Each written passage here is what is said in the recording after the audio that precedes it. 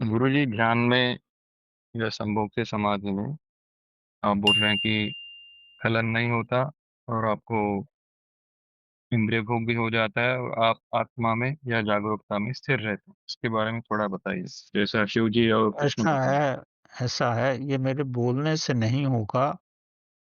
आप पहले जीवन में ध्यान की अवस्था में उतरो।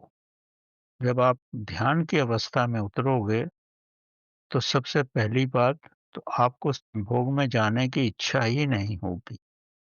जैसे शिवजी भगवान ध्यान की अवस्था में रहते थे, तो पार्वती उनके पीछे आती थी कि संभोग में जाना है। वो कभी पार्वती के पास नहीं गए ऐसे कि संभोग में उन्हें जाना है।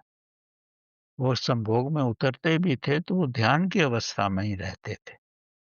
तो यह कहने का मतलब ये है कि आपको अपनी शक्ति को बचाना है और शक्ति इतनी ज़्यादा रूपांतरित की जा सकती है कि वो प्रभु तक आपको ले जाए।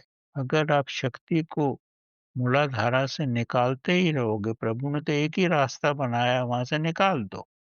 लेकिन अगर उस रास्ते को मूल बंद करोगे, मूल बंद तभी होगा जब आप शक्ति को ऊपर ले जाओगे। जैसे ही शक्ति को ऊपर ले जाओगे, नीचे का वाल्व बंद हो जाएगा और जैसे ही वाल्व बंद होगा, तो शक्ति के पास और कोई रास्ता ही नहीं है।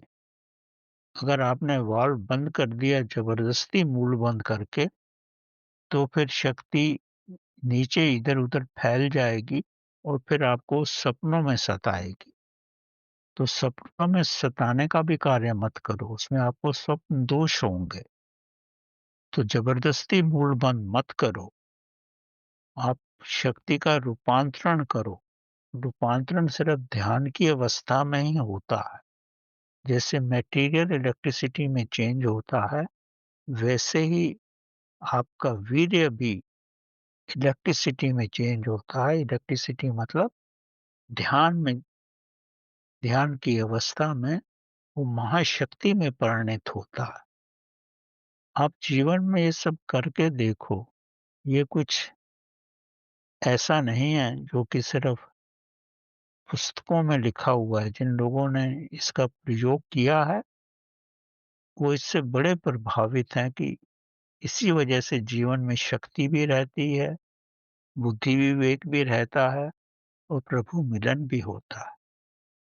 और तब आप किसी भी स्त्री को देख के आपकी इच्छा नहीं होती, क्योंकि आप तो किसी अवस्था में भी रह सकते हो। ये बड़ी महान शक्ति है। मनुष्य में सिर्फ़ एक ही शक्ति है जो किसी भी रूप में रूपांतरित की जा सकती है। चाहे आप खेतों में हल चलाओ या पेंटिंग करो या एथलीट बनो या फुटबॉल खेलो या प्रभु की तरफ जाओ। एक ही शक्ति है, उसका रूपांतरण है सभी।